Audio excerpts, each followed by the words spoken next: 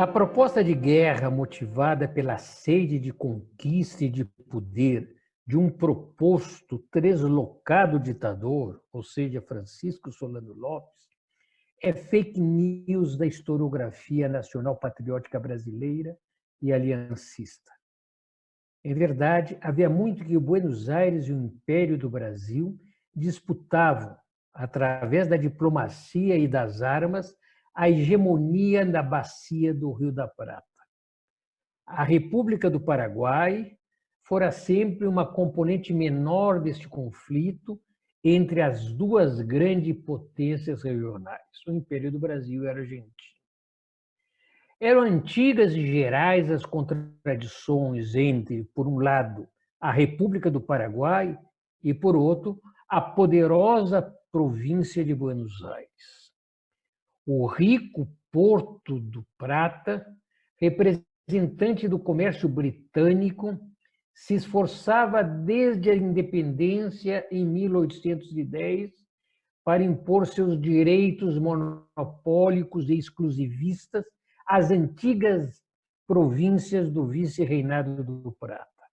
Buenos Aires não aceitava a independência da província paraguaia, província rebelde, que obtivera sua independência em 1811 com a derrota de expedição militar portenha ao Paraguai.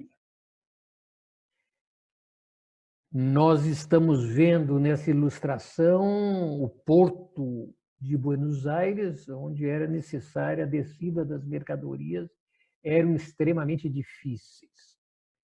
Porém, com a vitória na Batalha de Pavón, em 17 de setembro de 1861, Buenos Aires, sob o comando de Bartolomé Mitre, iniciara a imposição do tacão centralista, unitário e liberal sobre as demais províncias argentinas de orientação federalista. Para tal, Buenos Aires devia se sobrepor aos aliados do federalismo argentino no Prata, ou seja, por um lado, o Partido Blanco Uruguaio e, por outro lado, a República do Paraguai. Ambos apoiavam o federalismo argentino. Aqui nós temos uma ilustração da Batalha de Cepeda, né, que foi uma referência fundamental para a história do Prata e da Argentina. Em abril de 1863, senhor da República Argentina, Bartolomé Mitre financiou o desembarque de Venâncio Flores no norte do Uruguai. Venâncio Flores era o chefe do Partido Colorado Uruguaio, partido pró-portenho e pró-brasileiro. A chamada Cruzada Libertadora Florista tinha como missão derrubar o governo constitucional uruguaio blanco, um governo nacionalista e independista.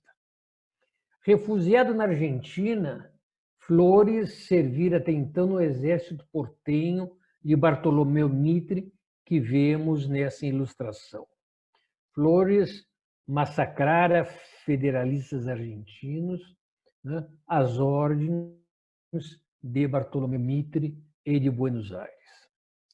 Venâncio Flores foi acolhido pelas tropas unitárias chegadas da vizinha província de Correntes, província argentina, e, sobretudo, pelas milícias dos fazendeiros rio-grandenses escravistas, que dominavam havia décadas ao norte do Paraguai, até o Rio Negro, onde se comportavam como se estivessem no Império do Brasil.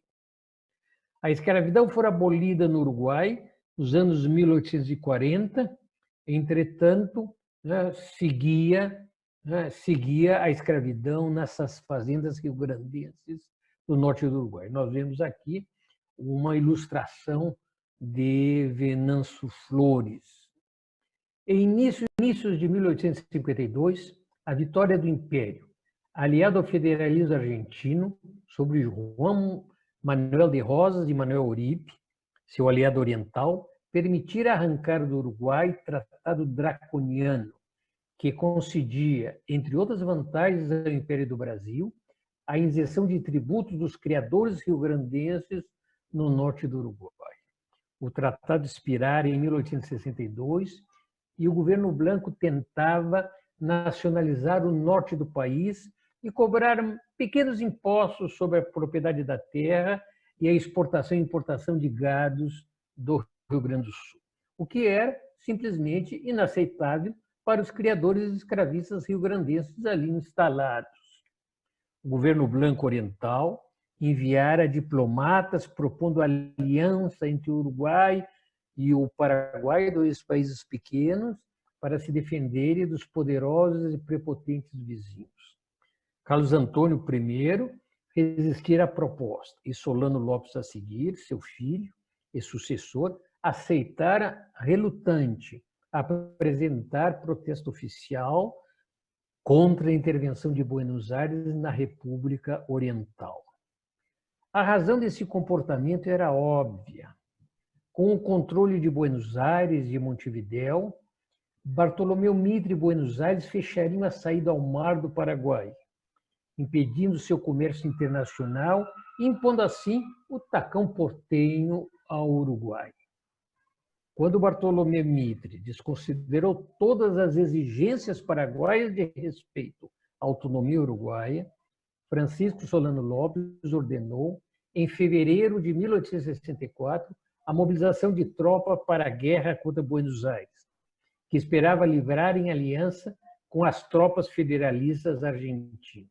O Uruguai preparou-se para a guerra contra Buenos Aires, que poderia facilmente vencer, associado aos aliados federalistas argentinos, e terminou confrontando-se militarmente com o Império do Brasil, contra o qual não tinha qualquer possibilidade de se sobrepor.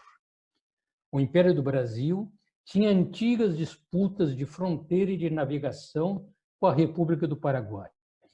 Ambos países disputavam o controle de importantes territórios despovoados na fronteira sul da província do Mato Grosso, territórios ricos em ervais, então a mais valiosa mercadoria comerciada além mesmo da bacia do Rio da Prata. O governo paraguaio propusera a divisão salomônica dos territórios em litígio, ou seja, metade para cada país. Mas o Estado Imperial exigia toda a região para si. O Império do Brasil reivindicava a livre navegação através do trecho do Rio Paraguai que corria em território paraguaio, para alcançar livremente o Mato Grosso. O rio era a única via comercial daquela província imperial. Ao mesmo tempo, o Império negava a internacionalização da navegação do Amazonas. O Paraguai aceitava liberar a navegação do Rio Paraguai, mas exigia que, antes, fossem demarcadas as fronteiras, temendo, com razão, que o Império do Brasil enviasse armas para o Mato Grosso, preparando ataque contra o país.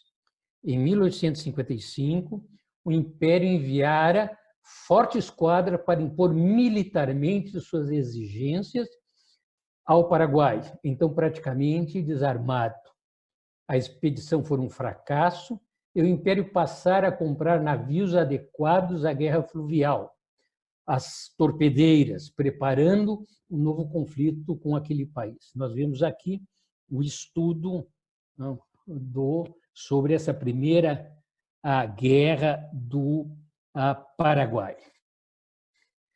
Como a cruzada libertadora florista não avançava, os fazendeiros escravistas rio-grandenses enviaram ao Rio de Janeiro o general Neto, ex-farroupilha, senhor de latifúndios e enormes escravarias do norte do Uruguai, para exigir intervenção militar do Império na República Oriental. O gabinete conservador negara-se àquela operação militar. Em 1864, porém, um novo gabinete de viés liberal, com decidido apoio de Pedro II, então com 39 anos, decidiu intervir no Prata para derrubar o governo constitucional branco e retornar às condições draconianas do Tratado de 1852, que, como proposto, terminara 10 anos depois. Em maio de 1864, chegava a Montevidéu missão diplomática imperial para preparar a intervenção. uma forte esquadra do Império diante da capital oriental, Montevidéu, ameaçava o pequeno país semidesarmado. Em outubro de 1864, após obter o consenso de Mitre para intervenção no país e o combate associado ao Paraguai, entre o Império do Brasil e a Argentina, tropas imperiais penetraram sem declaração de guerra no Uruguai, apoderaram-se da vila de Melo, nós podemos ver aqui, né? Nós podemos ver aqui o primeiro ingresso das tropas imperiais em Melo, e depois se dirigem, que a vila entregue a Venâncio Flores. A seguir, armado o Império Imperial, né? As tropas floristas e as milícias dos estancieiros escravistas sulinos arrasaram o Paissandu, assassinando os oficiais maiores blancos já rendidos. O governo paraguaio, que exigira o fim do apoio indireto portenho a Venâncio Flores, se deparava, então, com a intervenção militar direta do poderoso Império do Brasil, a quem também declarara explicitamente que a intervenção no Uruguai constituiria para o Paraguai casus belli, ou seja, razão para a guerra. O Império simplesmente desprezava o Paraguai como potência militar.